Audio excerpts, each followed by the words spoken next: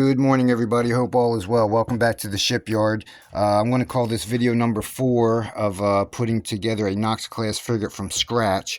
And it's actually part of the build where you might want to start considering the time period you want your ship to be built in. Just like many other Navy ships, these ships also went through their changes over the years. What I have here is a very early picture of this is the USS Downs, and I'll try to prop it in such a way that we can look at it. And it's a real early version of these ships. Originally, these ships were designed for a drone, so the flight decks weren't that big. These extensions that I put on here, that's actually an add-on from the original design of the ship. This ship doesn't have anything on the fantail yet. I don't know if it would have had on it, but normally these guys would either had a Beepademus launcher or later years a Sea Whiz. The hurricane bow, that was also another major change to the ship. I guess around mid-80s they started putting these things on. In fact, I didn't get to my ship until 1989, and I always just assumed that the hurricane bow was came with the ship when it was built, but later on I found out that it was an add-on. Also, there's another modification that was made in this area here. We called it the berthing area for the flight crew. Whenever we took the flight crew on for the helo guys, that's where they would sleep in here. Sometimes it's called officer overflow berthing. Like I said, but we didn't use it that much, but I understand some ships might even come all the way back up to the helo hangar. So like I said, I'm no expert on, the history of these ships. I do know a little bit, but, just enough to get me by. Another modification I learned was the signal shack up here. If you'll see, there's no signal shack in the original build of these ships. And from what I understand, these signal shacks, they're not all built the same either. It was basically, hey guys, here's money to put a signal shack on your ship, and here's the dimensions you got to make it in. So I heard some of them may have been made just by the ship's crew, some maybe by a sim or somewhere somebody made them, but they weren't all exactly built the same. So and like I've said before, I don't try to sweat every single detail on these things. It would be not that it's impossible, but it would take so much time to figure out every little dimension and where everything exactly goes. So I do take a lot of artistic license on these ships when I make them. So that's one thing you want to look out for when putting these things together. So we're going to go ahead and get these this superstructure glued together. This one is, I'm going to use that later on as an example of how it should look when it's done. So what I've done is I've marked off the centers of each piece so that I can line up everything nice and close. I also drew a center line that goes through the length of the ship so I can know where the center of the ship is. So what I want to do is I'm just going to go ahead and make sure I get all these parts lined up real nice. Get everything lined up. I'm actually going to take it off to do it, but I just wanted to show you what's going on there as far as the marks go. So what I'm going to do is I'm going to go ahead and set this aside. I'll take these off. I'll glue them on a separate spot, and you'll see what I do here. So let me just prop this phone up into somewhere you can see it. And one thing I should mention is I don't work off any blueprints. I get asked often, where do I get the prints for these things? Where can you buy them? And I'm sure you can. With today's internet, you don't really need them. I mean, everything is there at the touch of your fingers nowadays.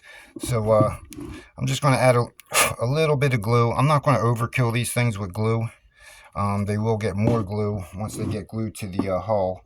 But what I really want to do is just make sure everything's centered up real nice. Let me see if I can bring this closer to what I'm doing here. I don't know. Let's try that. I'm just setting my propping up my phone on a piece of wood. So now we will get a little glue on this part here. Like I said, I try not to use too much glue on these as of yet. Okay. And last but not least, this little tail piece.